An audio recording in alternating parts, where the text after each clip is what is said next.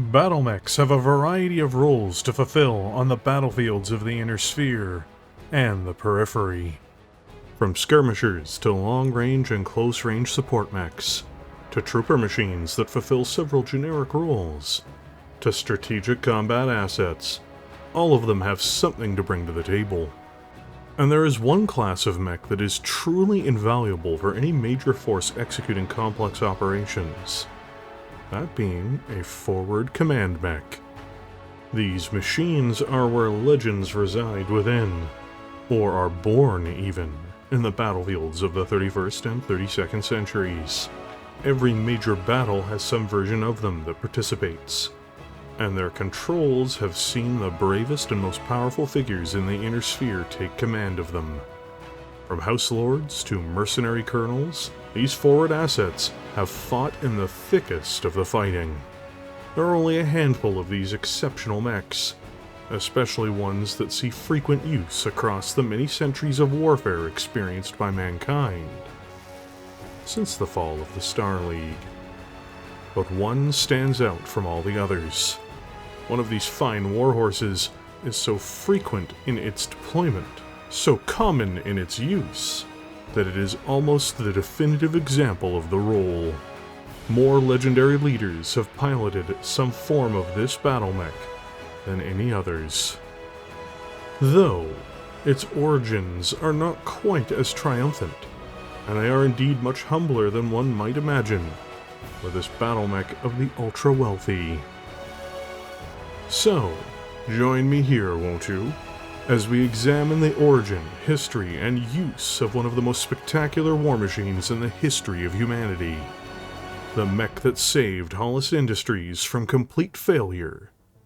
The Battlemaster.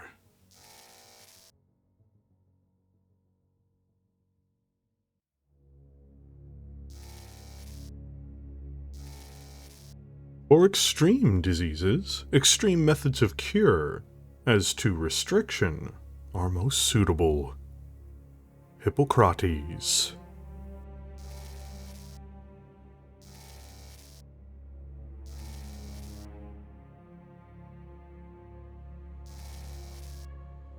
It was almost impossible to lose money as a major military-grade weapons manufacturer during the era of human history known as the Age of War, and the following period, named for the political entity that dominated it, the Star League era. While some manufacturers merged with others or were bought out, few faced anything approaching failure, as almost all of the major, multi-planet governments in the Inner Sphere and Periphery had an insatiable appetite for weaponry in seemingly all of its forms. There is one major exception to this grand list, at least amongst battlemech manufacturers. That was Hollis Industries. Hollis had been a newer player to the game of battlemech production, but their first major hit, the CPLT-C1 catapult, had been considered revolutionary upon its introduction. Initially bought up by the Star League Defense Forces in 2561, this heavy battlemech had a great reputation during its deployment in the Reunification Wars. It also opened the door for Hollis to expand into new production lines, with yet newer battlemechs to assemble. And this was the pathway to disaster. Dr. David Harrison, the chief designer behind the catapult, had a vision for warfare going forward, and that was for it to be dominated by lumbering, four-legged armored fighting vehicles. For its era, this was considered by some to be an innovative breakthrough, and he sold the idea to Hollis's board. After all, if he was good enough to get them through the door with the catapult, clearly he was a genius who'd take them ahead with even more breakthrough designs. Dr. Harrison, however, instead made a complete flop of a concept with the Xanathos. Later, he would go on to another manufacturer, Brigadier, in order to destroy that company's value as well. Inevitably, this placed Hollis in an extremely precarious situation. Very few orders came through for the Xanathos, and worse, the catapult lost its contract with the SLDF, relegating it to almost a second-tier house machine. and one that was not frequently purchased. This placed the company in a great peril. Arms dealers who can't sell weapons don't stay in business indefinitely. This kind of situation was obviously unsustainable, and thus a new direction had to be taken, one which could save the company. A vision was put forth, not of another obscure quad mech, or of a support mech like the once successful catapult. No, instead Hollis Industries opted to carve out a new market in the midst of the greatest military buildup in human history. Their designers went to work creating a frontline command machine, built not for royalty, who had access to the greatest arsenal in history, with extremely advanced technologies I should add, but instead they aimed it at the common officer. The lion's share of procurement was not for the SLDF Royal Divisions, or even the best units of the 6 great houses. It was for the bog standard soldier and Mechwarriors within the SLDF, the great houses' independent militaries, or even their ducal armies. And these troops were largely made up of soldiers who were given affordable, durable, less technologically advanced battle mechs and other materials. The mech they designed and then built was deployed in the Inner Sphere in 2633. This was none other than the legend that would inevitably become the seat of royalty, ironically enough, in the form of the BLR-1G Battlemaster. An assault mech, yet one that could move. It offered a multitude of advantages to anyone who got behind its controls. These mechs sold in meaningful enough numbers to pull Hollis out of its immediate precarious financial situation too. During this age of military expansion, and ironically peace, much as predicted, the Battlemaster fell into quiet units where it saw little action. That was, until the Succession Wars. The Star League came to an end with the Ameris Civil War's conclusion. This was where the BLR was first deployed in meaningful numbers as well, though it failed to truly make a name for itself in the conflict. Outdone by far more powerful, technologically sophisticated marvels, it simply didn't shine during this bloody, atrocious conflict in ways that other mechs did, particularly those with sleek, advanced onboard systems and weaponry. But the wars that followed did something that turned the Battlemaster from a middling, cost-effective design for peasants into something far more prized. The First Succession War was so devastating across the Inner Sphere that many of the more sophisticated competitors to the BLR series could no longer be manufactured at all. Whereas these marvels fell to the wayside, being unable to be supported or manufactured, the more basic components of the Battlemaster ensured that it could be built, regardless of the damage done to most supply chains. This meant that as the Succession Wars raged, this underappreciated mech of the Star League era went from being relatively unknown to being one of the standout performers of this dredged-up conflict of this new, deplorable age of war and wholesale destruction. However, there was a snag. During the First Succession War, the primary plant that built the BLR series in numbers was utterly destroyed on the planet of Cori, when the Capellan Confederation and the Free Worlds League clashed over the planet and its productive capacity. Despite this, through other supply points and through cobbled-together manufacturing efforts, Battlemasters were still built in multiple locations by Hollis after the destruction of its main production site. These machines proved to be invaluable to anyone who could acquire them, be they mercenaries, house armies, or periphery states. Though, it did ensure that for centuries to come, the Battlemaster would always be viewed of having particularly high value. It was a brutal fighting machine, and one which was designed for a leader to sit in. This meant that it became the very thing it was designed to not be upon its development. This was the point where it truly became what its name entailed, a master of battle, and the chariot of the kings of the Inner Sphere. Be it mercenary colonels, or the nobility of the great houses and their own military brass, the Battlemaster earned the reputation of being the best battle mech for anyone in the upper classes of society and warfare. The irony may have been lost on those who championed this mech going forward, as the seat of nobility, but it certainly isn't lost on history as a whole.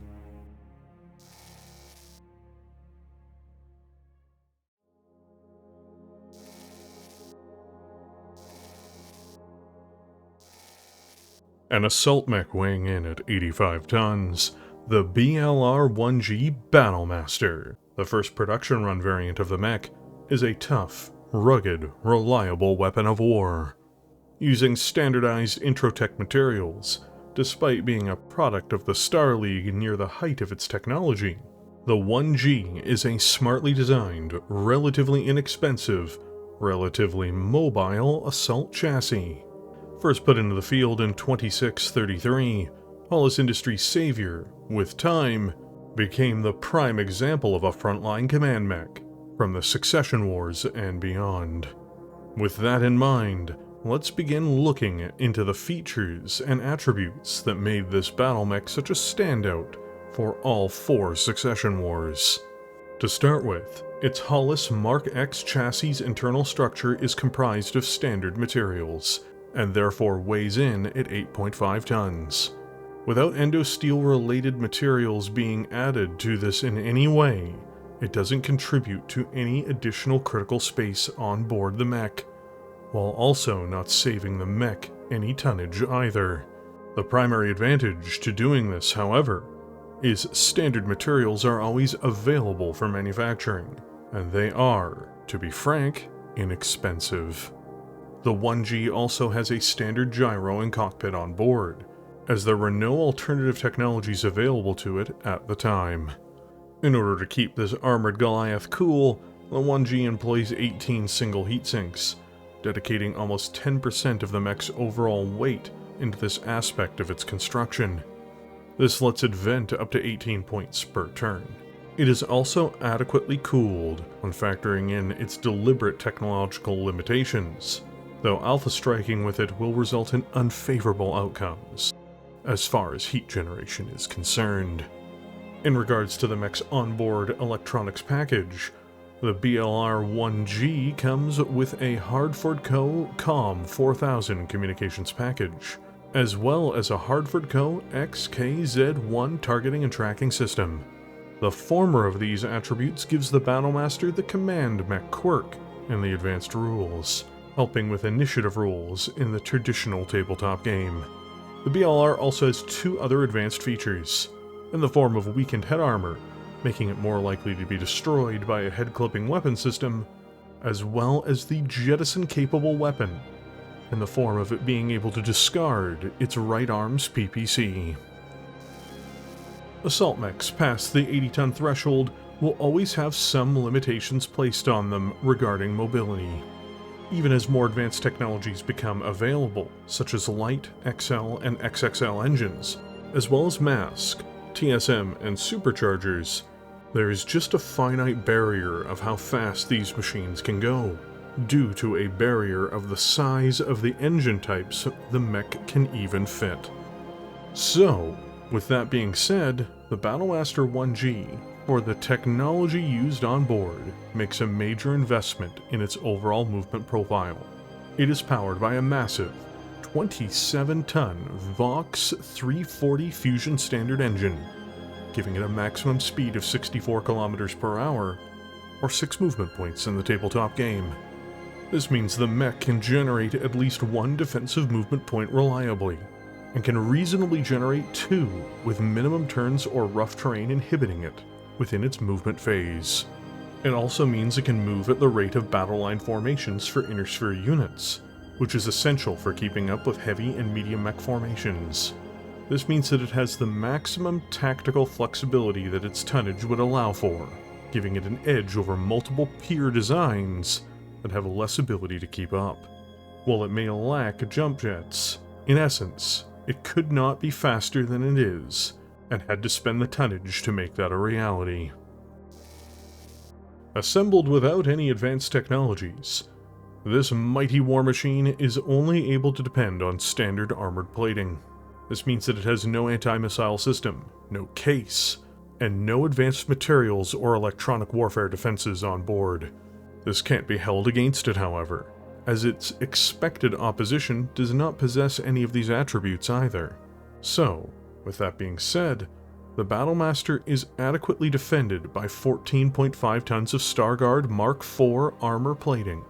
This confers it 232 points of protection overall, and while it could be more heavily guarded, it is still very well protected for its weight class and era. This means it has stamina when it comes to a straight fight, and it can engage other heavy assets without much of a problem. Only the most brutal assault mechs of its era will outlast it in terms of protection, one particular example being the legendary AS-7D Atlas.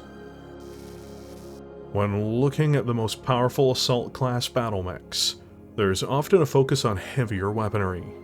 Multiple particle cannons or heavy missile and autocannon options appear in the ranks of mechs in its weight bracket. But the Battlemaster is a bit of an exception, and in some ways benefits from it. Due to tonnage restrictions, the BLR is mostly forced to focus in on light and medium scale weaponry, which gives it an abundance of firepower in close, even if that means it lacks the heaviest damage dealing systems for its technological limits. To start with, the 1G comes with a Dawn-all PPC in the right arm. This is the heaviest weapon on the mech and can punch holes in medium and heavy targets reliably. It does suffer from having a minimum range, but this is easily offset within its arsenal by its other onboard options. The real workhorse on the Battlemaster is not its PPC, however, but its 6 Martel medium lasers. 4 face forward, and 2 face towards the rear. Inevitably, medium lasers give the best damage to tonnage ratio of any weapon in the Introtech Weapons Bazaar. These hit for 5 damage, and when they all align on a single target, they can strip armor very effectively. The 2 rear-facing lasers, in theory, also offer the ability to deal with light, backstabbing opponents that might try to catch the mech out of position. The BLR also has non-energy systems too, in that it has an SRM-6 launcher in the form of the Holly short-range missile pack. This offers scatter damage to targets, letting the mech crit-seek vulnerable opponents that have been opened up by the rest of its firepower. The final piece of the puzzle? A pair of Sperry Browning machine guns, letting it shred infantry and further letting it crit-seek enemy mechs that close within 90 meters or 3 hexes. In totality, it has a mixed array of weaponry, but it is really mostly focused on being a close-range brawler, letting the Battlemaster truly overwhelm enemy mechs, if it gets to range. When examining what the BLR-1G is in totality, we can see that it is a relatively agile, well-armored, well-gunned assault mech that can overwhelm or go toe-to-toe with almost any mech smaller than it, and most mechs of approximately the same tonnage as well.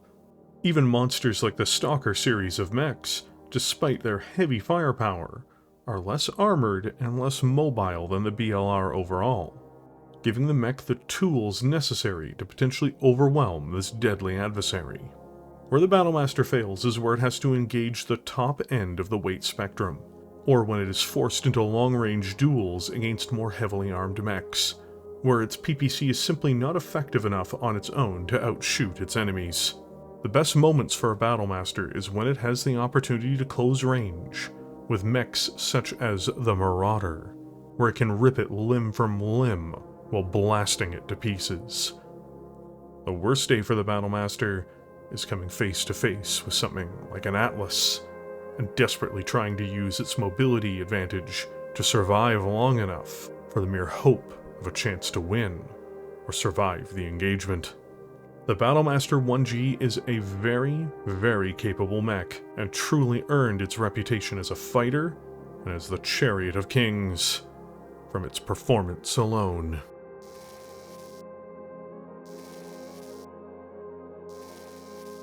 In 2760, a short-lived upgrade kit was released for the Battlemaster on the eve of the destruction of the Terran hegemony. This design, the BLR-1GB, would be found in the inventories, mostly of the Terran-deployed SLDF, or Royal Divisions. A number of these also fell into the hands of the CCAF as well, though these would be diminished rapidly once the Succession Wars began. The primary changes made to the mech are in some of the base components and its onboard offensive systems. First of all, it replaces out its standard internal structure in favor of an endo-steel one, saving 4 tons of weight for the mech, but in response restricting some of its critical space on board. After this, it goes on to change its single heatsinks to double heatsinks, dropping them to 17 and allowing the mech to dissipate 34 points of heat a turn.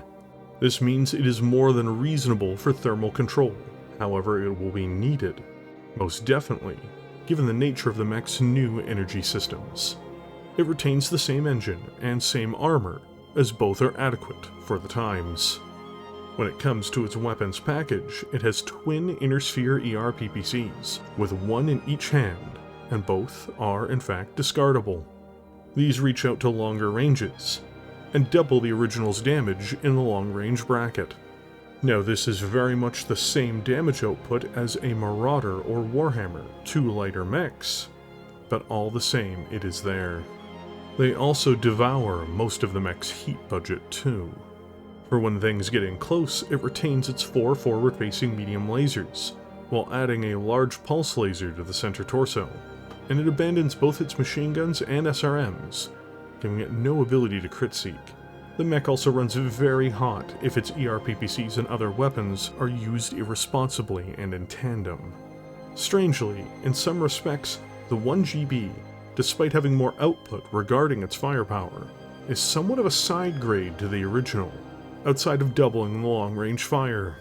It has no new weaknesses that appear due to its upgrade either, save for the fact it can no longer deal with infantry in any meaningful way.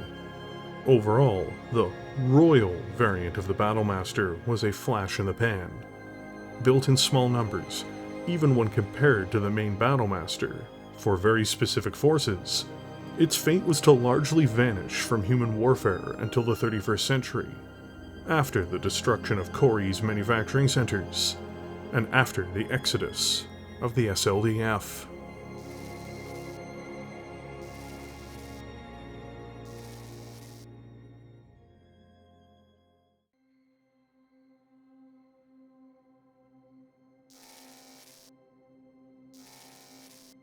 There is one thing stronger than all the armies in the world, and that is an idea whose time has come. Victor Hugo.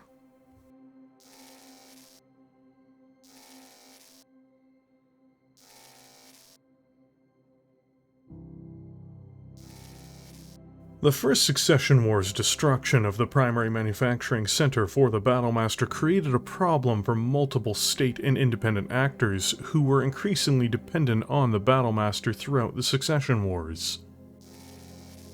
And of course, the 2 industrial merchant houses of the Inner Sphere would make a play to fill the ever-increasing void which Hollis had left behind, when they had the audacity of losing their primary production site. At some point past the First Succession War, notably, the prolific and powerful battlemech manufacturer, Earthworks, opened a line for the BLR series on Keystone in the Free Worlds League. This gave the Free Worlds League a leg up, as it were, in this element of trade with other houses. Not only did the Free Worlds League military benefit from having access to the mech more directly, even if the series still did suffer from low production numbers, it also benefited for the purposes of trade during the less hostile points in the Inner Sphere, particularly during the ever-changing political landscape of the Third Succession War. House Marik had always been mercenaries themselves in terms of production and distribution of military hardware, seemingly willing to be a weapon supplier to anyone outside of the Lyran Commonwealth. And even then, this is far from a hard rule for merchants of Marik. The Battlemaster from here would have consistent distribution to most other great houses, once more, in small numbers throughout the Second, Third, and even Fourth Succession Wars. The build-up to the Fourth War even saw the formation of a military and economic pact called the Capellan Accord, which included the Free Worlds League, Draconis Combine, and Capellan Confederation. While the League didn't particularly support the latter in this arrangement, the pack allowed for the flow of military hardware, like the Battlemaster, into the Draconis Combine.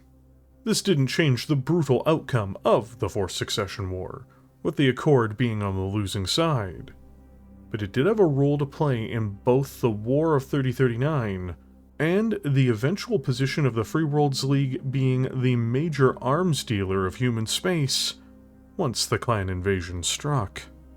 But the Battlemaster didn't merely appear in the inventories of earthworks on Keystone. It also would prove to be a boon to the Lyran Commonwealth, who took the design themselves at some point, with it being handled by Red Devil Industries, as well as Trellshire Heavy Industries. And unlike the League and Earthworks, during the latter portion of the Succession Wars, they would use this mech in new and interesting ways. Keystone, and later Trellshire, were mostly renowned for their tenure over the production of this mech in these eras for just making the 1G, whereas Red Devils produced its own variation of the design, in addition to the classic examples. While House Marik was always an economic competitor of sorts, the truth was that the Lyran Commonwealth, for most of its history in comparison to the rest of the Inner Sphere, was an economic leviathan. With Hollis being mostly out of the game of building their prized mechs, and with the League then moving to step in, it was only natural that the Lyrans were going to enter this game at some point. The Commonwealth was never deprived of its military material once, and being dependent on their mortal enemies for just about anything never fit the mold. The Commonwealth, too, like the Free Worlds League, also traded in times of lowered tensions, allowing the BLR series to continue its journey into multiple militaries across the Inner Sphere as the Succession Wars dragged on.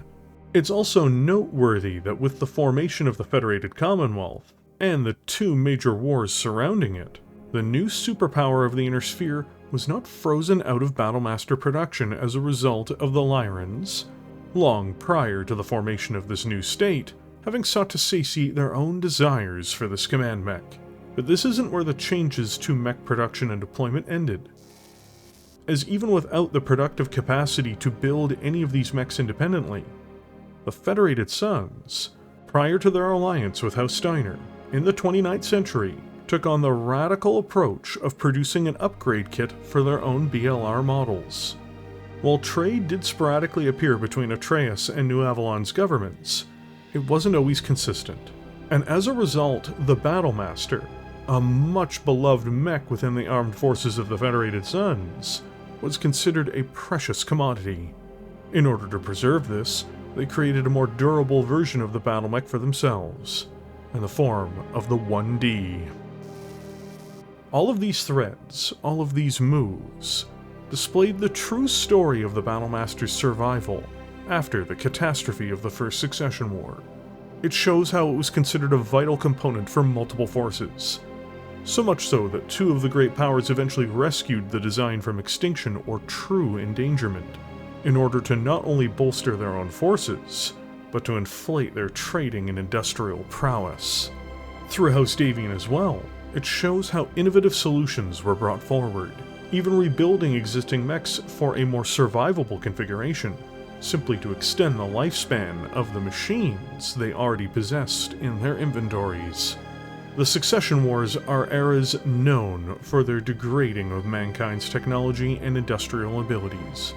But the truth is there is more nuance than that, and the Battlemaster's story shows this.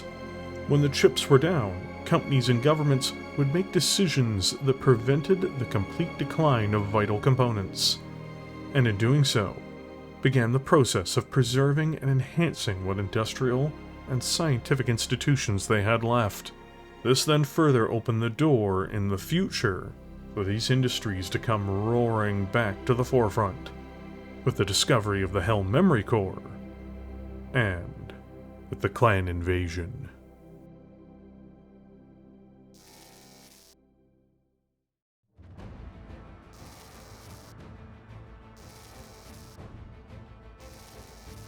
First deployed in 2687, The BLR-1D is a significant reimagining of the standard Battlemaster, created by House Davion during the Succession Wars.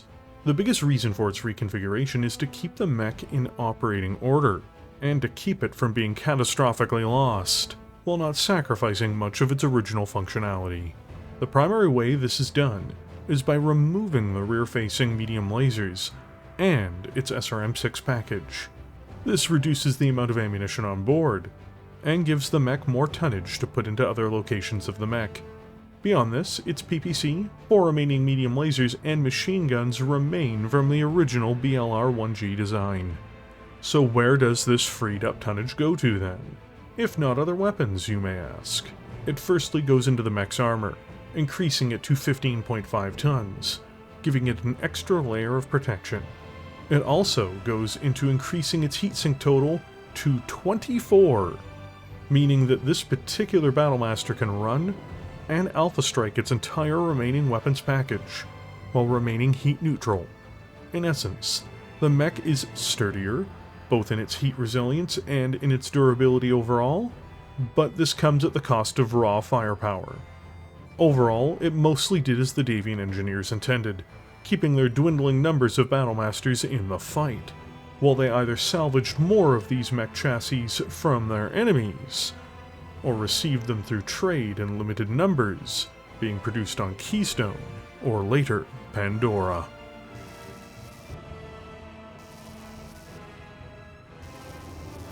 Put into production just in time for the Fourth Succession War in 3025, the BLR-1S is Red Devil Industries' attempt to modify the Battlemaster, to better fit the needs of the LCAF of the time.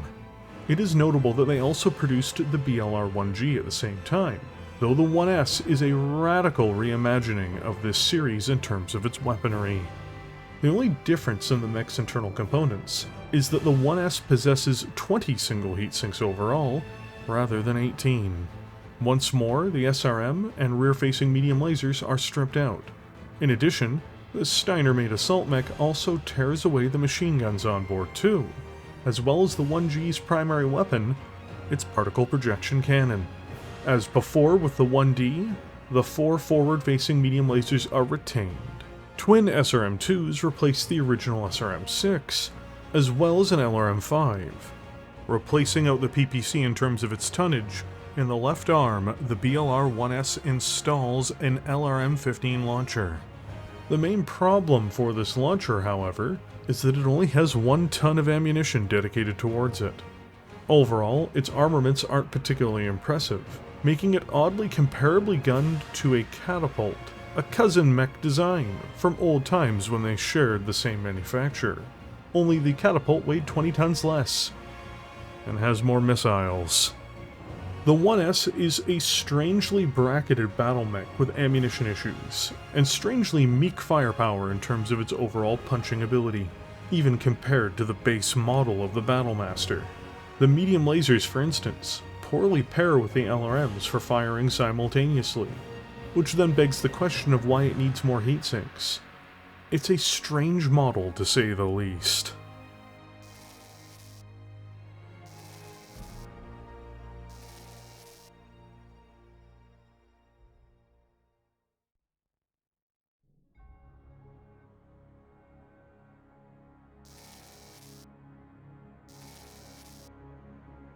The king, who is situated anywhere immediately on the circumference of the conqueror's territory, is termed the enemy.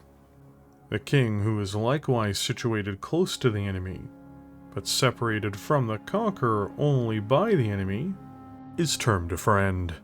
Arthasratra, describing the Circle of Kings.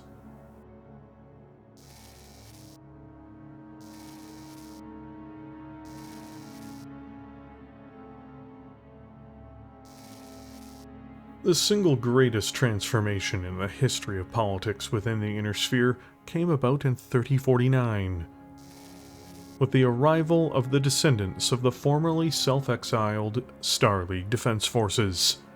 Their return, to be clear, was far from peaceful, given it was a military incursion into multiple realms of the Inner Sphere and the Periphery. Those on the front lines were the Oberon Confederation, Free Rosselhague Republic, the Steiner portion of the Federated Commonwealth, and the Draconis Combine. The furious and then later titanic battles that were waged as a result of this assault are almost irrelevant, however, in comparison to the impact it had on empowering, economically, the Free Worlds League. This now powerful great house, with an immense amount of industry that was left untouched by the conflict, and who was already an ally of the Draconis Combine, then became the arms provider to the Inner Sphere at large.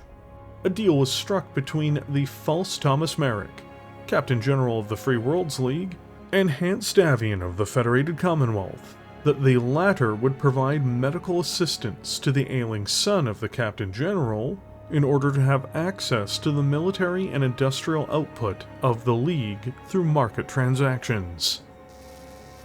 What nobody knew at the time was that Comstar had already been pulling the strings behind the scenes, shifting the League not only into their puppet through their various assets within the League, including the Captain General's body double himself, and in doing so they had already started to ramp up industrial and military production within the reoriented state. House Marik was to become their muscular puppet, and would be structured in ways that best benefited the Blakis and their ambitions. And that meant that the League needed to be run for optimal output and economic efficiency. With the Federated Commonwealth, in addition to the Draconis Combine and Capellan Confederation now becoming their clients, this infused even more capital and materials into the League. It took this already powerful mercantile state to another level of economic and military power. It also ensured that hordes of Marik design and built upgrade kits and brand new battle mechs flooded the battlefields of the 3050s. And it was they who designed and built the first Helm memory core upgrades of the Battlemaster. And because of these various trade deals, it was their Battlemaster, the BLR-3M, that became the front and center variant of the mech throughout the clan invasion. It was their Battlemaster that private military contractors, more often than not, desired and acquired. It was their BLR that was outfitted mostly into the armed forces of the Federated Commonwealth, and the other successor states as well. While domestic production in these states was important, and was also important for the Battlemaster as well, it was the Marik's configuration, along with the legacy 1G designs in the wild, that truly squared off against the clans in the vicious battles that raged from the start of the clan's Operation Revival, through to the Battle of Tukyid, where Comstar employed these mechs within their own ground forces battling the clans for supremacy over the Inner Sphere. And then later still, it was these Battlemasters that went all the way to the clan homeworlds, and did battle with Clan Smoke Jaguar, forcing it into its death throes. But this Colossus was not the only example of the battle mech during this era of innovation and production. Earthworks would face competition once more from Red Devil Industries, as they updated the BLR-1S into the BLR-3S, doubling down on their original ideas for their design from 3025, but using advanced technologies to further, supposedly, enhance it. The Common Commander Assault Mech was truly being refined into the image of the royalty-coveted mechs it was meant to not be, with the addition of newer and more impressive technologies. There are few mechs that can better give an example of how things were changing in the Inner Sphere in this era. From the deployment of its upgrades as independent packages to be done as field upgrade kits, to the deployment of large numbers of new machines to act as officer mechs, for the legions that were to bear down on the threats to the imperial feudalist powers of the Inner Sphere. This showed that the BLR series thrived just as it had during the Succession Wars, proving its mettle on the battlefield, but more importantly, proving its value in the marketplace in order to further cement its position within the militaries of the Inner Sphere. Despite competitor designs emerging even as the decade rolled forward, truly, no mech could, or would, supplant the Battlemaster in its role as the master and commander of frontline forces within the Great Houses for years to come.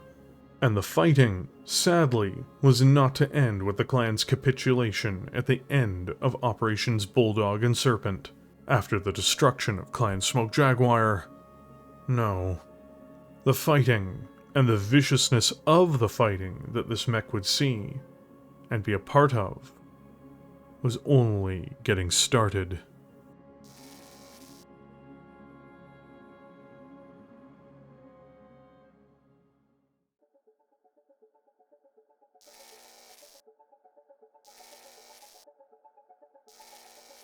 If it's not broken, don't fix it. This is truly the motto of the humble, yet durable, reliable, and cost-effective BLR 3M. It was observed that the Battlemaster 1G was mostly capable in every aspect that a Mechwarrior required. So why complicate the design and even potentially lower its durability in order to simply raise costs and lower the effectiveness of the mech? Better yet, it's one of the easiest field kits to put into service as well, meaning that a 1G could be turned into a 3M with very minimal investment or involvement regarding the upgrade package. The 3M simply looks to solve the most common issues with the original mech. It maintains the entirety of its original body profile, save for replacing its 18 single heatsinks with 18 double heatsinks, increasing its sustainability of fire dramatically, allowing it to alpha strike safely while simply putting fire into targets in its front arc. It also replaces out the original Donal particle cannon in favor of a Fusagon Longtooth extended range particle projection cannon, otherwise known as an ER-PPC, giving it more range and removing its close range vulnerabilities. It also removes a single machine gun in order to place a case system on board, protecting the mech's ammunition, and giving the mech a chance to finish fighting a target, or to get to safety after the detonation of ammunition on board. Beyond this, it retains the 4 forward-facing medium lasers, and 2 rear-facing systems, and the original SRM package. While this isn't going to face down a Clan Madcat one-on-one, almost no mech in the Inner Sphere would be able to do so at this point in 3050 anyway, save for rare examples of much heavier and dramatically more expensive mechs like the Banshee refit. It does its job. It takes fire and delivers sustainable hits back, and leads its materially and numerically superior allies to victory over the powerful opponents it was intended to face down. And even if it is destroyed, it is minimally more expensive than the original BLR 1G anyway. This mech is so successful that despite its relative low-tech level, it remains in service all the way into the Ilclan era, 100 years after its original deployment.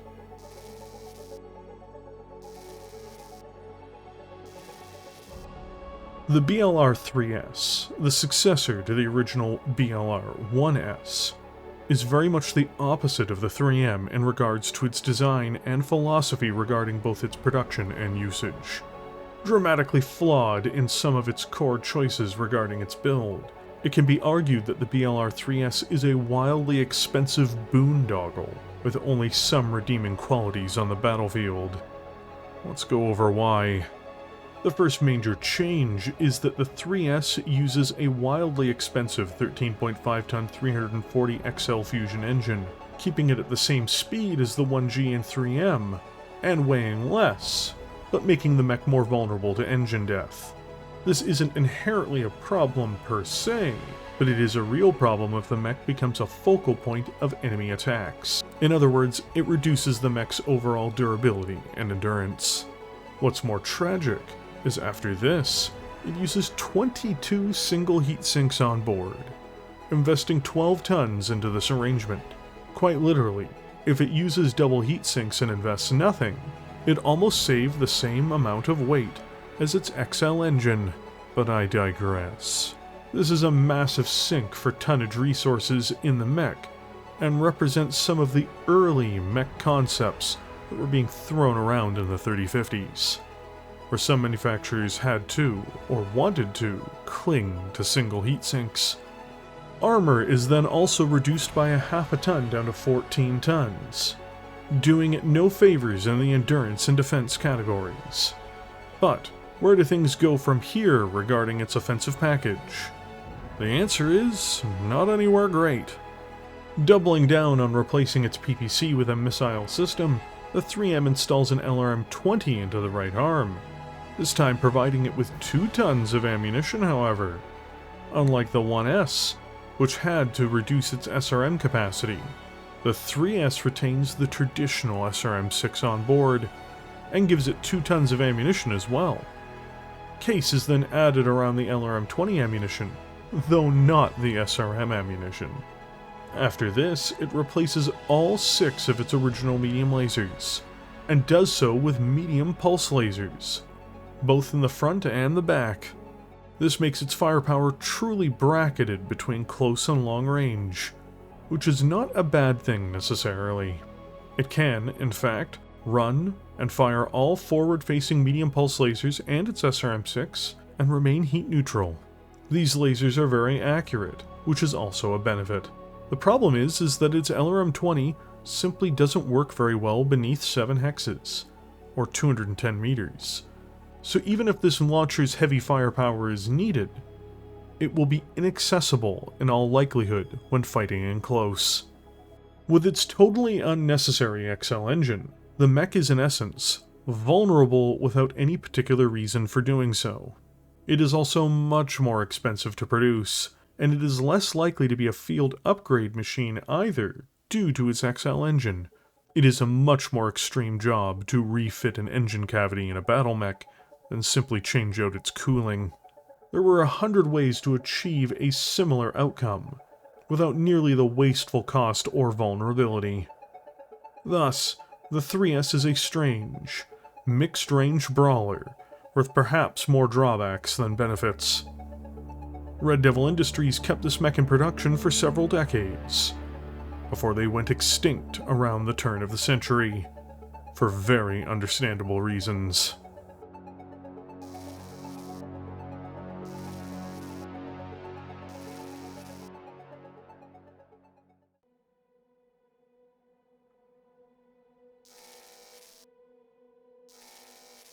Some also claim that the Archon is simply a master manipulator, willing to do anything to advance her personal power and caring nothing for her people, except as a means to that end. They say she intends to become First Lord of the Star League by any means necessary, and that her recent takeover of the Federated Commonwealth is just another step along that path. But her own people know better, and time will surely reveal the Archon's true colors. From the famous Lives Holovid series, regarding Catherine Steiner Davion, 3061.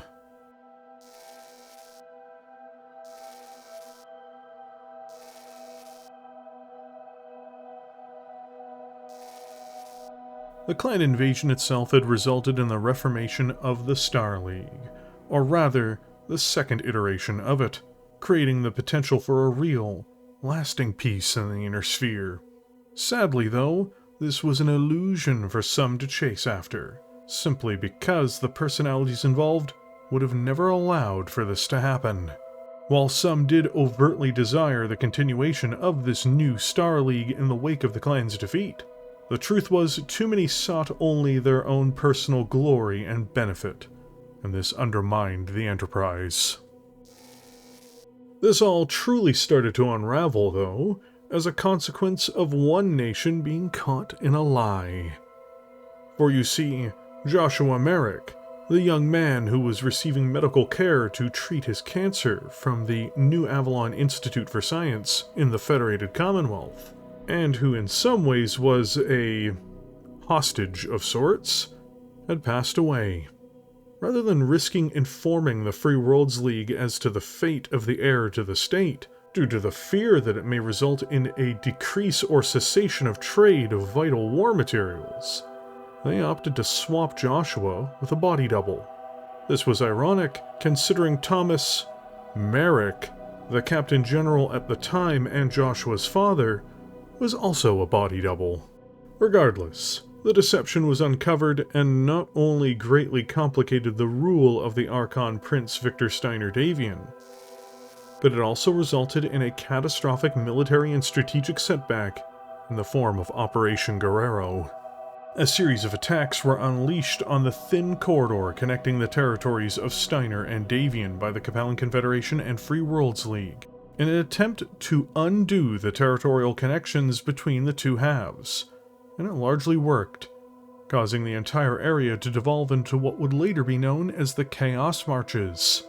This region with time was then heavily exploited by the Word of Blake in the years to come, to even more disastrous effect. But prior to that, what made things spin out of control was when Victor's sister, Catherine, began the process of toppling his rule. She used the crisis born of Victor's incompetence as a leader in his disastrous policy around House Marik to separate the Lyran half of the Federated Commonwealth into what was known at the time as the Lyran Alliance. Having embarked with the armies of the Inner Sphere to crusade against the clans, Victor also left his younger sister Yvonne in charge of the Davion half of the Commonwealth in his absence, who was quickly subdued by their sister Catherine, who then stole that throne as well.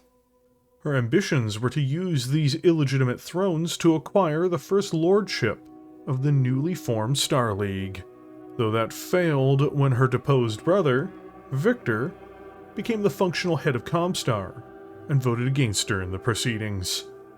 She would later assassinate one of their other siblings, Arthur, and this resulted finally in a civil war, one which Catherine inevitably lost.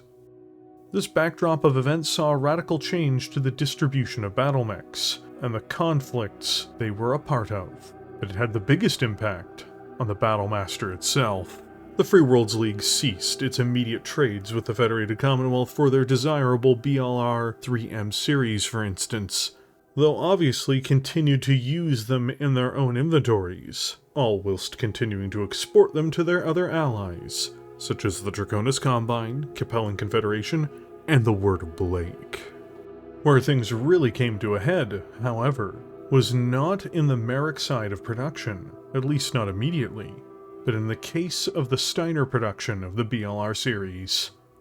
The Battlemaster 1S and 3S were truly flawed battlemechs, so much so that Red Devil Industries looked at their Pandora manufacturing center as being increasingly not worth maintaining. We can assume from this that orders of these variants and the original 1G were not strong by 3060, and hadn't been for some time. Instead of looking at upgrading and developing their infrastructure to build new Battlemasters, they were preparing to just close their facilities on-world, which would allow them to simply walk away from the problems that had mounted in the years of their stewardship there. This taking place, however, was considered wholly unacceptable by the new reigning authorities on Tharkad, especially as the events around the Federated Commonwealth Civil War began to heat up in 3061. Direct government intervention took place when the Archon herself gave public funds over to Red Devil to refurbish the now aging facility, and then further incentives were offered to not only continue to produce battle mechs at the site, but to make new, powerful models for them. In fact, both the government and Red Devil, after this was proposed, or truthfully was ordered, came to an agreement that the BLR 3S needed to be upgraded and modernized for new wars the Alliance was to face. The first examples of this fresh configuration were built in 3062, and by 3064 the BLR 4S was in full production. Unfortunately for the Alliance, Pandora, after huge investments were made into it, and after it finally spun up production, fell to Clan Jade Falcon when the planet was given minimal defenders as the Civil War entered into full swing. This concluded in only a handful of these mechs trickling into the LAAF throughout the war, and the mech becoming a second-line war machine for the Falcons themselves. It's even more tragic for the Lyrans and their allies, because the 4S by all rights is one of the best Battlemasters ever produced, and its loss to the Falcons was without a doubt felt, especially when one factored in that the Falcons had already taken Twycross, Trellshire Heavy Industries' primary location, and the other production site for the BLR series. This meant that as of this loss, the Commonwealth no longer had any domestic Battlemaster production capacity, at least for a little while.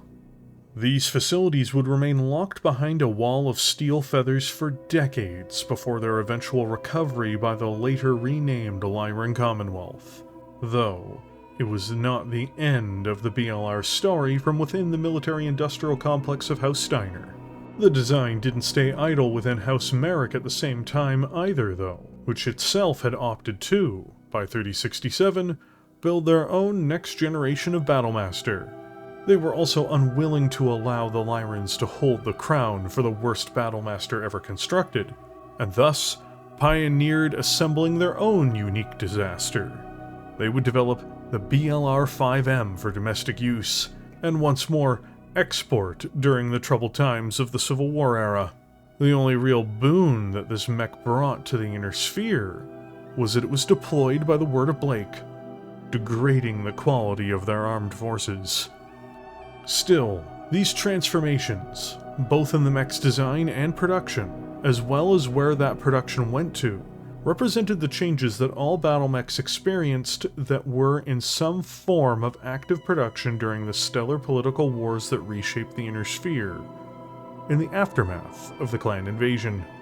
And in spite of the hurdles it faced, the BLR series of mechs were still amongst the most popular local command mechs of the era, and were to continue their evolution deployments, even into the Blakest era that followed.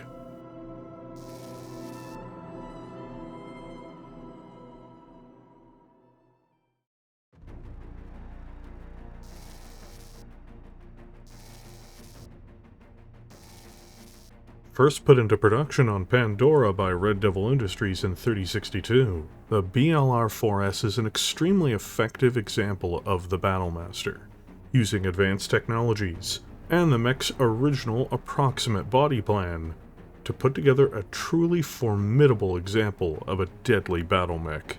The only thing that it retains, internally, as a standard component as of the time of its original run, is its standard internal structure.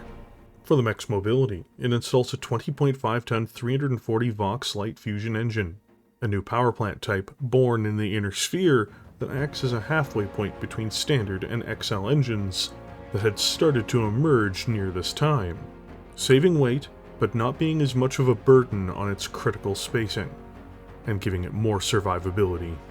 This allows it to keep pace with battle line formations and freed up some weight. The 4S also possesses 13 double heat sinks, letting it expel up to 26 points of heat per turn, and giving it the chance to run mostly cool. It then has 13.5 tons of ferro fibers on board, giving it approximately the same protection as a traditional BLR-1G. Oh, and it has a case for all of its ammunition. So, what makes this Battlemaster so deadly? First of all, it replaces out the unnecessary arm-mounted LRM launchers of the 3S and installs a Gauss rifle on board, giving it a direct fire, more multi-purpose weapon, and one that concentrates damage. It can also head-clip targets now, which is extremely satisfying. Pairing well with this and finding holes in the armor of its enemies, as one will typically have after being hit by a Gauss rifle, it has an SRM-6 launcher with an Artemis IV fire control system. The traditional machine guns of the 1G are replaced in this model by a pair of small pulse lasers, which are both effective and not dependent on ammunition. And finally, it faces all of its medium lasers forward, and has 4 ER medium lasers and 2 standard medium lasers spread across the right and left torsos. This is an abundance of close-range firepower, especially when paired with the SRM launcher. Overall, the 4S, despite using a number of expensive technologies, really does get a return on investment for them, unlike some of its other upgrades.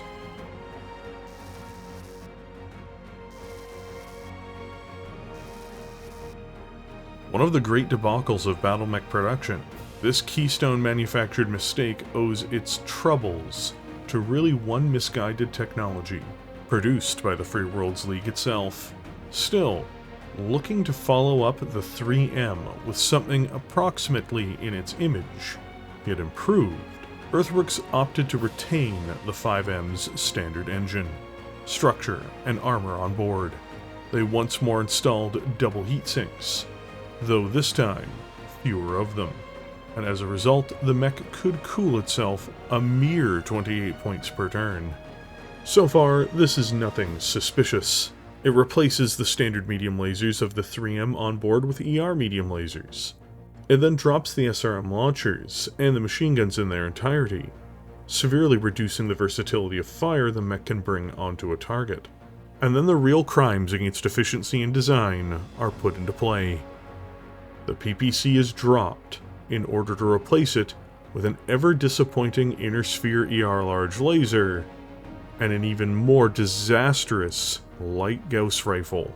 The light Gauss rifle hits with the full force of a large laser, while weighing over twice as much. And the ER large laser, particularly of the inner sphere variety, produces an enormous amount of heat for very minimal damage. Under 10, in fact, which is a major damage threshold in the game. Overall, this puts the BLR in an awkward circumstance where its two primary cannons both underperform, and it sacrifices very useful systems, like a PPC and SRM launcher, to achieve this. The only saving grace the 5M has is that the chassis is cheap due to using Introtech components. Its overall weapons profile is disappointing to say the least.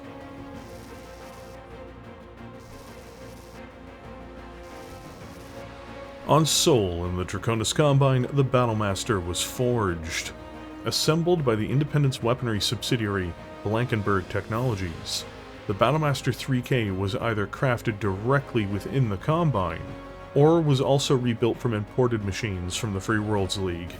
In either instance, in 3064, the Combine added their own variant of the Battlemaster to the stockpiles of the Draconis Combine mustered soldiery. As a whole, the variant is very much built on the idea that staying low cost and cool are unnecessary traits, and this may be somewhat unfortunate. It maintains its standard armor and a standard internal structure, but once more installs an XL engine and uses 18 double heat sinks, letting it discard 36 thermal points per turn, which is, funnily enough, not enough in this instance. Its armor total is increased to 16 tons, making it very hardy and durable from the outside indeed, but things get more complicated in terms of its value once we talk about its weapons offerings.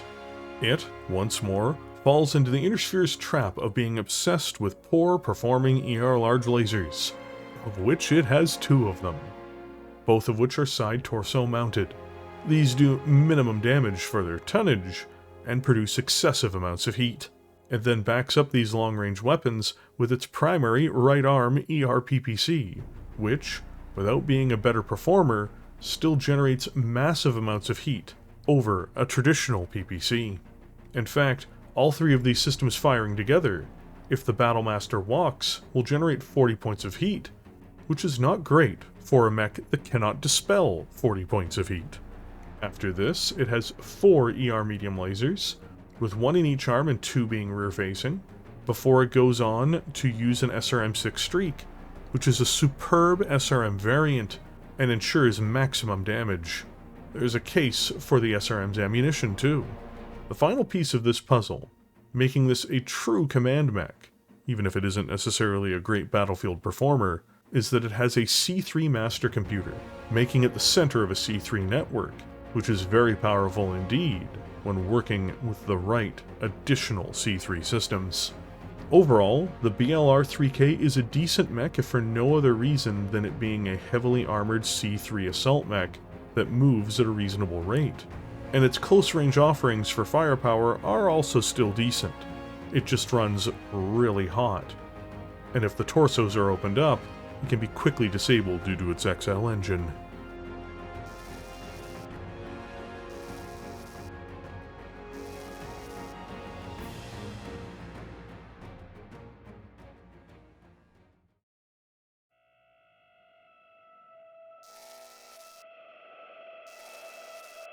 There is no question that the transfers had less to do with the mantle of the First Lord than I once thought, Presenter. No, it was the transfer of Blessed Terra herself since the last of the first true lords. The first was the passage of Holy Terra to Blessed Blake himself, as the League burned into memory. The second was the passage of Holy Terra to our true order, after we purged those who could no longer believe. And now, at least, the third transfer has come. Not in the guise of a false Star League, masquerading as the real thing, yet powerless to act, but as a new order, unifying, rising from the ashes of the old, bringing back the balance we lost when the Camerons fell. Thomas the Master Marik, Cyrnus, April 2nd, 3081.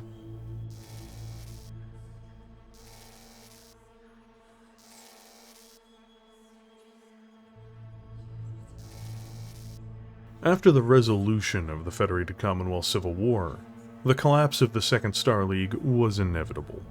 Not only was the clan menace subdued for the time being, but the great houses were all turning inwards too, especially after the disastrous conflict that had claimed the lives of countless people, and a bloody, unnecessary, vanity-fueled war. But this crisis then spiraled out of control once the word of Blake, intent on joining the Star League, lost their collective minds at the implosion of their heralded and religiously revered star-spanning alliance. With the assistance of Hidden Worlds, as well as the Free Worlds League, which was a captured state, they prepared to launch a holy war upon the entirety of the Inner Sphere. A crusade of sorts, you might say. Worlds burned, many of which never recovered, once the assault was unleashed. A significant volume of planets, staples of the Inner Sphere's industrial power, were badly degraded during this time, such as even Hesperus and Irion. This was an era of almost total warfare and collapse across much of human space, but, despite the damage to industrial potential and the scouring of states for their resources, this time also saw an explosion of mech variants. And this was also true for the Battlemaster series of mechs, which saw new variants from across the Inner Sphere. Over time, new manufacturers had been entering the game regarding the Battlemaster too, adding their own particular flair to the mech. The Free Worlds League, and later the former Free Worlds League, would experiment with a new model using C3, while retaining their woeful choice of installing a light ghost rifle to the mech. The Capellan Confederation also appears to have begun building their own domestic models, and using stealth armor as a major upgrade for it. But the most fascinating story regarding the BLR's numerous variations and new manufacturers, in fact, came from the Lyran Commonwealth. In the wake of the loss of Pandora, multiple new entities stepped in to fill the void that had been left behind. The first and most notable model was the BLR-10S, which was built by the little-known manufacturer JB Battlemechs on Storefors. Unironically, JB believed they could enhance and build a new reputation on the back of this classic and well-understood battlemech. Given that they are largely known for little else beyond being the first to resuscitate the Battlemaster from within the Commonwealth, I suspect that this did not work out as intended. But hey, at least they got some pretty decent military contracts from the Lyran Commonwealth in the deal. Assembly didn't get truly off the ground for several years after the disastrous loss of Pandora, but by 3070, during the opening stages of the Blakist era, production was indeed happening for these new 85-ton monsters walking off the assembly line. From there, a mere 2 years later, the 10S2 emerged as well, in a further attempt to press forward their new machines. But it didn't stop there either, as Defiance Industries itself stepped in 3085 and began using their Kwanjongni facility to produce their own new Battlemaster, something they weren't traditionally known for. This took the form of the BLR-6X, which harnessed the power of a breakthrough engine technology. This absurdly expensive battlemech even managed to make it into service with the Commonwealth despite its more experimental nature. Though in what numbers such a mech could be seen, it's hard to fully know. It houses the most powerful engine ever conceived for a battlemech, at least for one in main production, and its primary power source is more expensive than a 400XL or even a 400 double XL engine. It is fitting that it emerged from the Lyran Commonwealth, though ironic that it appears just as their economy and industries began to falter in the aftermath of the Blakist assault on the Inner Sphere. Terra fell, and so did the Word of Blake, thanks to the alliance that was built up to defeat them, which included a major component from House Steiner no less, even if it didn't provide the finishing blow.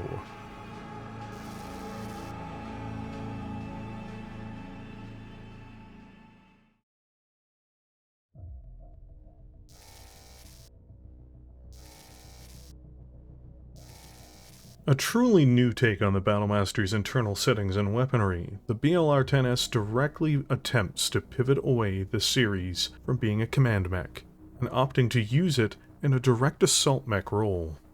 It does this through installing a 255 compact engine on board. This means that the engine takes up less space within the chassis, but at the cost of having heavier shielding, i.e. tonnage. This makes the mech less likely to be taken out by engine destruction. In this case, this rather subpar engine, as this particular mech can only move at 54 km per hour, weighs in at a shocking 19.5 tons, as if it were a 300 standard fusion power plant. The 10S also has a heavy-duty gyro, making it less likely to be knocked out by incoming fire, and giving the mech a chance to survive long enough with a gyro hit that it can either finish the fight that it is in, or it can attempt to withdraw. Beyond this, it has a standard structure and 20 double heatsinks, letting it cool 40 every turn. It also has 16.5 tons of standard armored plating, the maximum for its weight, as well as a Guardian ECM to add a layer of electronic defense. It also has a case system once more for its ammunition. This means it will be well thermally regulated and also very durable. Given its role as a fighting assault mech, this is very much required. After this, we get into its armaments. First of all, it has an ER-PPC in the right arm, which is no surprise. After this, it has 6 ER medium lasers spread between its two side torsos, as well as an SRM-4 streak. It then, oddly, has a rear-facing, head-mounted ER small laser. Finally, it has a pair of B-pods on board to help the mech dispense with enemy battle armor that get too close. Clearly this was something on the designer's minds, given how slow the mech is. The real problem the BLR-10S faces is that it is just not very good at its intended job. Yes, it can catch bullets like the best assault mechs, but looking at other slow-moving assaults, they tend to be very heavily gunned, and the 10S just isn't. It has a single ER PPC and 6 ER medium lasers essentially. The medium lasers are by no means bad, they are the staple of any design. They just offer very little in regards to either scatter damage or punch-through ability. Against a properly designed assault mech of equivalent tonnage or greater, the 10S will struggle, even with its enhanced durability. Simply put, it is armed like a quicker-moving command mech, rather than being the straight fighter it is now intended to be. GB Battlemechs definitely showed that even a great story chassis can be underserved by amateurs.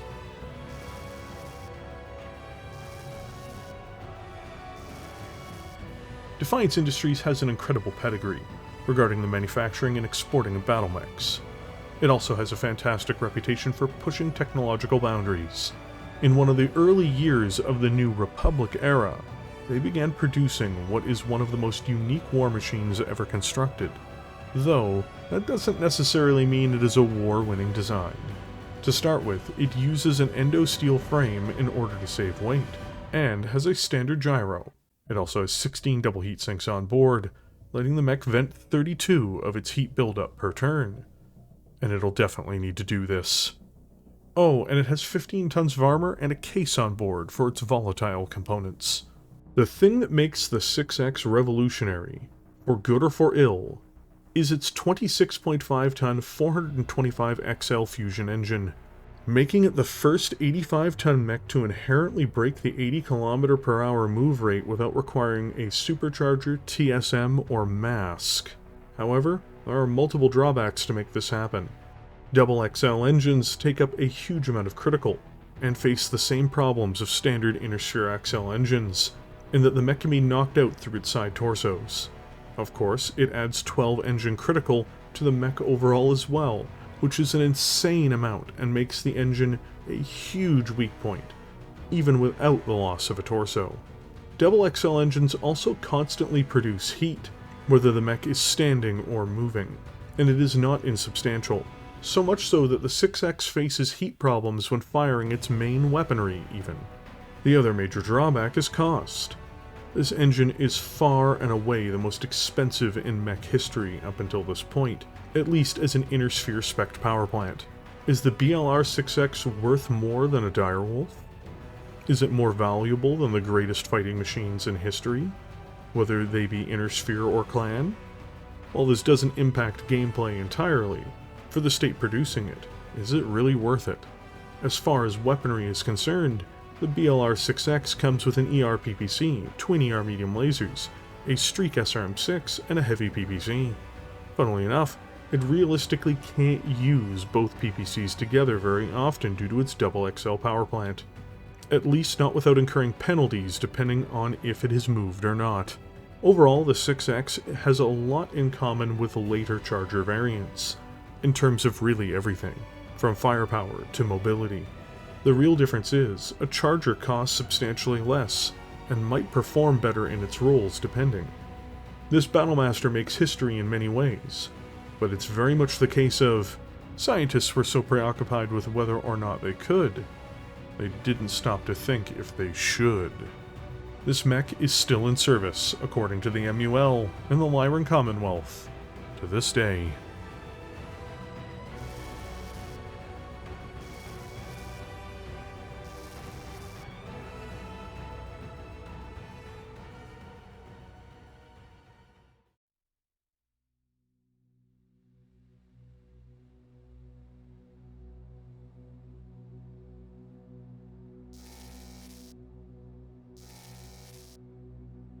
The timing's the best we're going to get. The Lyrans are stuck trying to pull themselves out of a hole. The Kuritans have stretched themselves too thin. The Free Worlds League weathered the loss of a leader, and a major conflict now has its attention focused on the periphery. The Federated Sun's morale and economy has reached rock bottom, and the Confederation wants nothing more than to stab its bogeyman, even if it means slashing around in the dark. If we delay dropping the wall even 6 months, any one of these conditions might no longer hold true, and we likely don't have 6 months. The wall will just fail. Better it come down at a time of our choosing, rather than failing at an inconvenient time. Devlin Stone, outlining the reasoning behind the plan that would inevitably see his downfall, and the destruction of the Republic of the Sphere. 3148.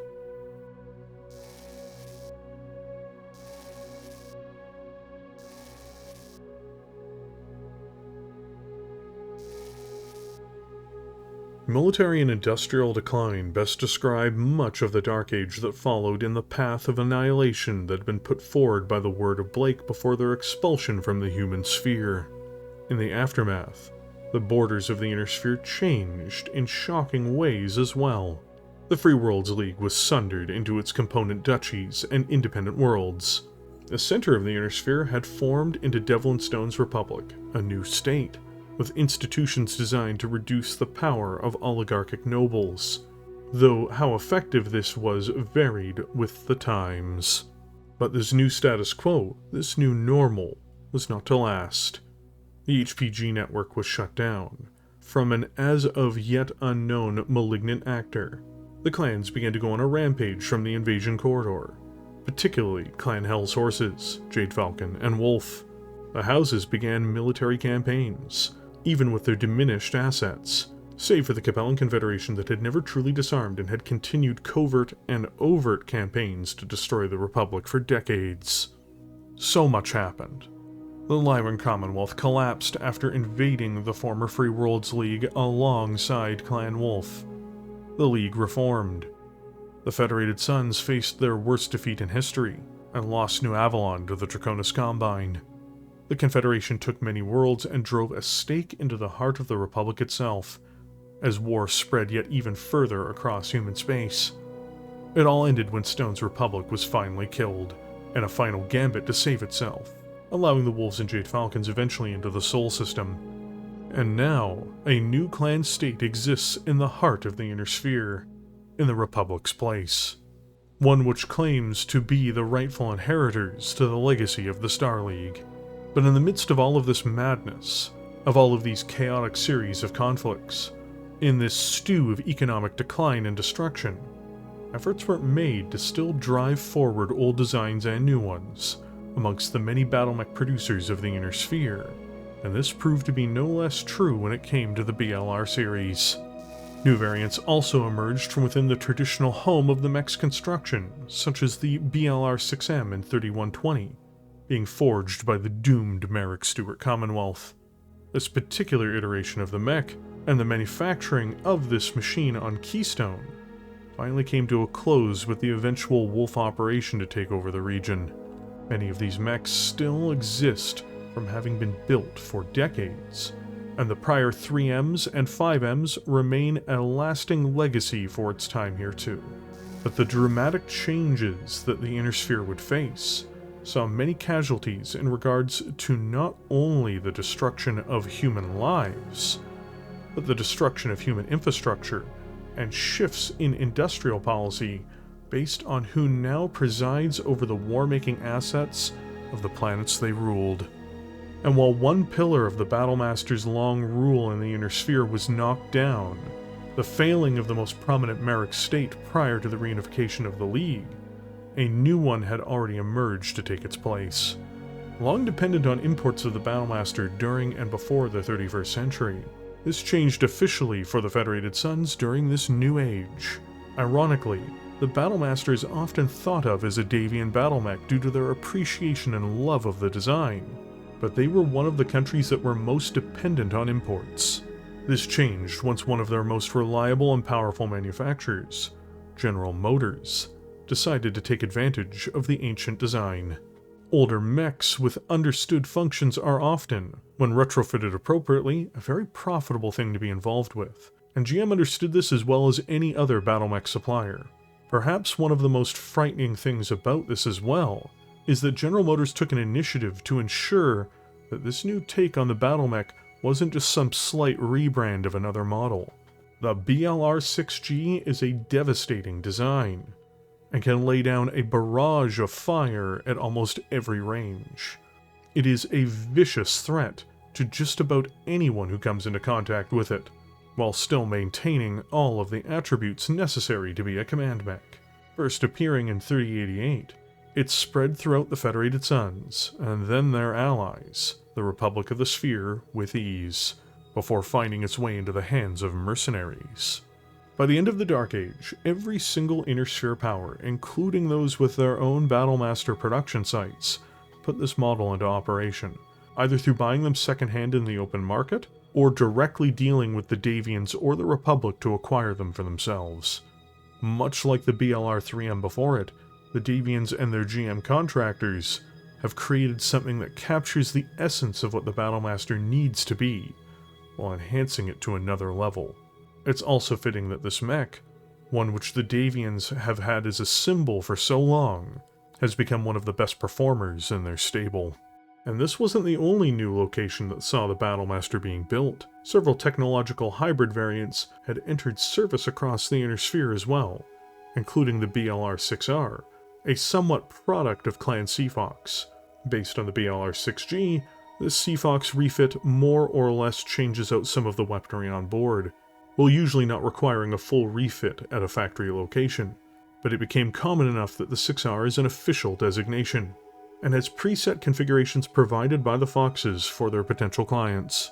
It is most popular within the beleaguered Federated Suns itself, due to its use of an autocannon. But beyond this, Clan Jade Falcon continued to improve on the Battlemaster as well for their second-line units, coming out with several outright clan variants of it, even after the fall of Pandora once more to the Lyran Commonwealth, if only for a few years. After the collapse of the Clan Jade Falcon occupation zone, these models fell into the hands of a new state, or at least a resurrected one, in the form of an independent Tamar.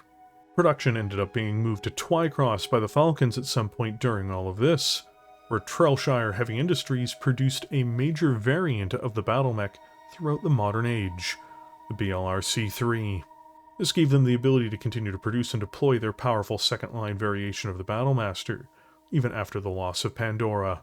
But nothing was going to stop the wholesale loss of what was to come after the disaster of Malvina. The aforementioned collapse of the Clan Jade Falcon occupation zone has left the facility within the clutches of the Alina Mercantile League. These mighty behemoths are then exported to favorable allies and clients as they make plays to be the dominant power of the hinterlands. Everyone who still has the capacity to build them does. Everyone who has the ability to export them also, likewise, does. The Battlemaster has become ubiquitous in many ways, even if supposedly not built in such great numbers to dominate the whole of the Inner Sphere. However, one thing is certain, even in this late, dark age, the Battlemaster has not shrunk as many other machines, but instead has thrived and evolved into a platform that would be scarcely recognizable to what the Star League had employed centuries earlier.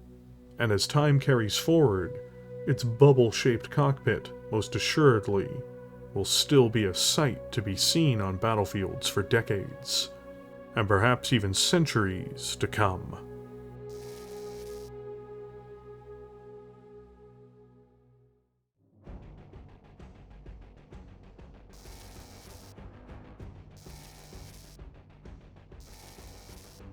The final iteration of the Battlemaster as built by House Marik, the BLR-6M, is a very different take on things versus the BLR-5M. First built in 3120, this advanced machine has many virtues and exploits multiple advanced Inner technologies, all while mostly retaining its durability, much like its predecessors. To save weight, this Battlemaster does use an endosteel internal structure, as well as light ferrofibrous armor. It also retains its standard fusion engine, but then exposes itself to potential hazards with the use of an XL gyro, making it much more likely to be disabled through gyro destruction, unfortunately. Finally, it has 14 double heatsinks on board, dropping the mech's temperature by 28 points per turn, which matches its offensive systems profiles quite well. Another major component that we'd not gone over in this video, but impacts several dedicated Battlemaster designs, and several refits, is the command console. One is installed on the 6M, which essentially gives it the potential for two Mechwarriors to inhabit the cockpit, allowing them to offset and switch between tasks. This adds versatility, and even adds durability in some senses, as if one pilot is wounded or killed, the other can potentially step in.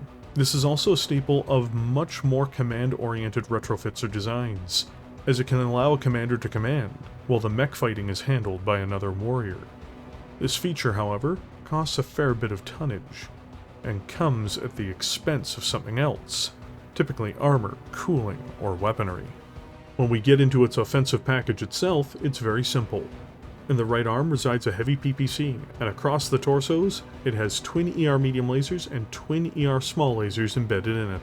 Occupying the traditional left missile pack region of the mech in the torso is not an LRM or SRM launcher, but instead a massive and devastating Thunderbolt 15 missile. This gives it another weapon that strikes with the ferocity of the heavy PPC, while not generating quite as much heat, and letting the mech continue to fight well at a distance, especially when the two systems are paired together in firing. Its ammunition is, of course, protected by a case system.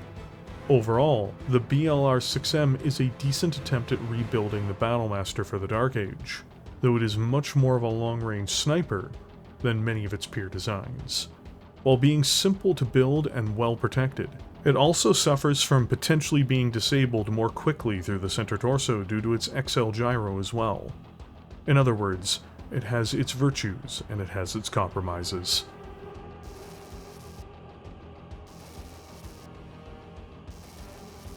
General Motors' brutish variation of the BLR series, one using advanced inner sphere technologies exclusively, is no slouch. This particular variant might as well be viewed as some kind of Stormbringer, simply because where it goes, the thunder calls. It uses endosteel to save weight and has a 340 light engine rather than an XL or standard engine, saving on some weight but making the mech slightly less vulnerable than the traditional XL. It can also drop 32 built-up heat per turn too, and has 15.5 tons of heavy plating defending it. The Davions are mostly well known for their love of autocannons. However, in the post-Blakist world, it has become clear that their tastes have changed a tad bit, and the BLR-6G is a perfect example of this, because they opted to replace almost every traditional forward-firing laser of the Battlemaster with particle projection cannons. In the right hand resides a Magna Hellfire Heavy PPC, which can head clip and is a great hole puncher. Then this is backed up at range by 4 light PPCs. This means it can throw, consistently, 35 points of lightning damage downrange every turn. And when things get in close, it has twin small X-Pulse lasers, as well as a Streak SRM-6. Also, it has twin rear-facing ER small lasers. Overall, this titanic battle mech can keep at range, and can deliver devastating barrages from 120 meters and beyond. It is most definitely almost a minor thunder god, and is devastating in any lance or company that it is a part of. It also helps that its overall weaponry, armor, and profile make it an excellent command mech.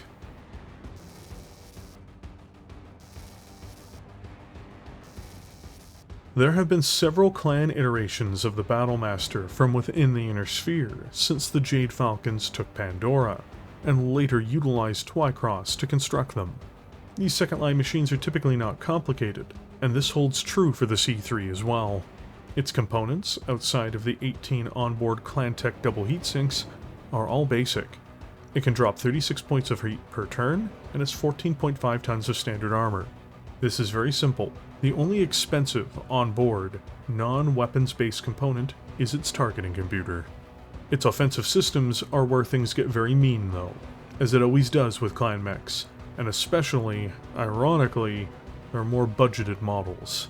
The BLR C3 uses a Clantech ER-PPC, one of the best weapons in the game, for starters. This is a deadly death dealer to be most assured, but it then backs this up with 4 forward-facing Clantech ER medium lasers, which do fantastic damage and have solid range for their minimal tonnage. 2 rear-facing medium lasers are then added too. Twin machine guns still reside on the left arm, much as the original BLR-1G had. Finally, it has an SRM-6 Streak for cluster damage in close. It is in essence a straightforward Clantech upgrade of the original Battlemaster, and there is nothing wrong with that. It has better range and better damage, while retaining its relatively inexpensive cost. Now in the hands of the Tamar Pact and the Alena Mercantile League, these monsters will be seen across the Inner Sphere with time, as funds are raised by exporting these things to anyone who can pay. Both sides, after all, have wars to fund. It is a deadly and effective upgrade, so well worth the price.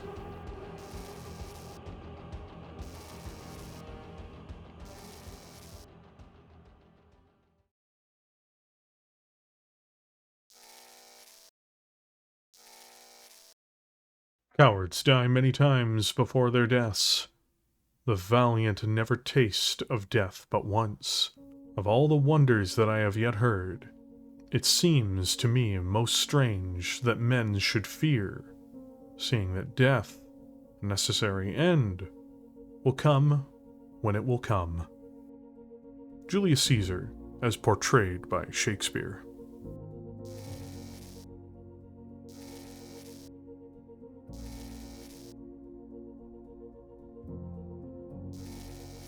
The Battlemaster's beginning was perhaps ironic. When first conceived and made reality by Hollis Industries, it was by no means a true Battlemaster. This was a mech for frontline commanders who originated from the general rank-and-file soldiers of the SLDF. This was not a sword for the elite by any means, and funnily enough, it was hardly the master of warfare. Other command mechs with much more sophisticated systems were in use across the royal divisions of the SLDF, some of the better quality SLDF units, and the elite formations of the Great Houses.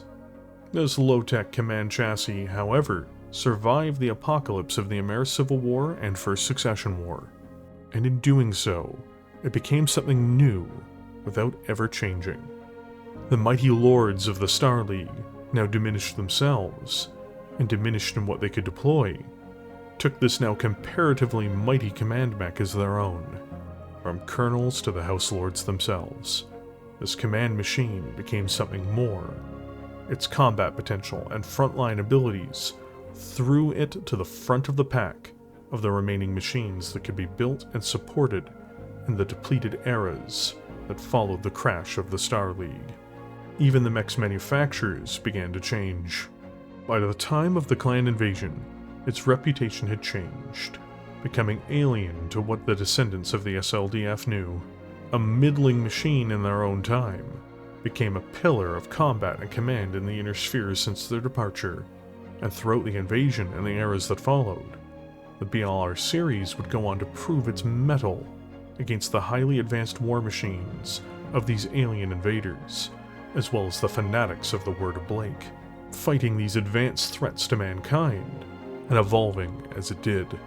Now, the BLR has faced the storm of chaos brought on by the HPG blackout, and even then, the Great Houses still deploy these monstrosities, and their House Lords still drive them into battle against not only their threats nearby, but against the very threat of a clan-restored Star League, commanded by the degenerate descendants of Nicholas Kerensky. Mechs such as the Battlemaster are, and will be at the forefront of every war against this threat to the ancient ruling families of human space. And fittingly so. Because in the centuries since the fall of the first, true Star League, the Battlemaster has become a symbol for the Great Lords themselves. It has become the symbol of leadership. It has become the symbol for command.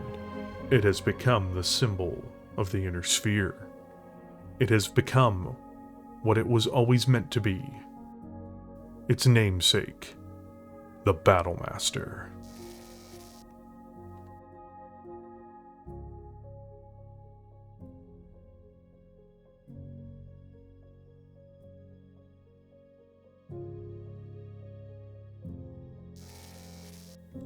I see.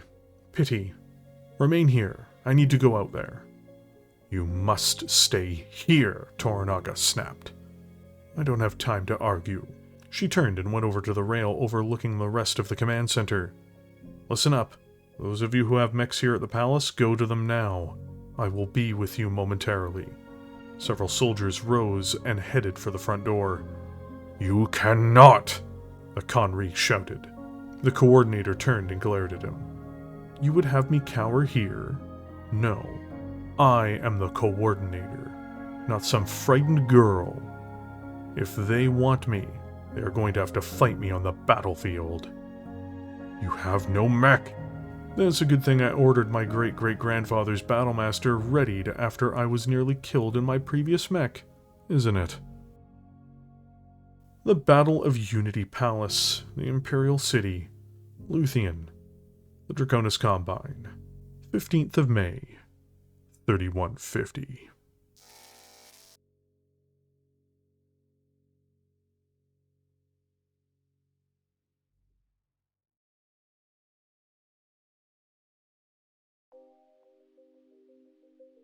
Thank you all for joining me here today. If you enjoyed this video, don't forget to hit the like button, it really does help. And also, if you're new here, don't forget to subscribe and hit the bell notification button as well. I make videos like this all year long, and you don't want to miss out. As always, these particular pieces have become a lot of work, so I want to give a special shout out to all the YouTube channel members who support my work. This really wouldn't be possible without your support. If you'd like to become a YouTube channel member, don't forget to hit the join button. It's really what allows me to do this, so once more, thank you. Tackling the Battlemaster ended up being something that didn't end up being as long as I thought it would be, as I actually really did think that this video was going to clear 2 hours easily, but it also presented a bunch of other dilemmas, just in how the data around the mech is kind of splashed around between various books, including ones I'd not actually expected. I hope this lives up to everyone's expectations for it all the same. I also hope I didn't make any grievous errors. I don't think I did, but hey, you never know. There could always be a book out there with something extra that I missed. There is also one particular art piece in this video, that of Wayne Waco preparing to confront Jamie Wolf, that was created by Eldonius Rex for this channel for an on-permanent hiatus Waco's Rangers video. A huge thank you to Eldon for the incredible art piece depicting that, and it was nice to finally be able to use it somewhere. But with all of that said, what did you think of the Battlemaster video? Did you enjoy it? Which is your favorite configuration? Let me know in the comments section down below, and I will catch you all there.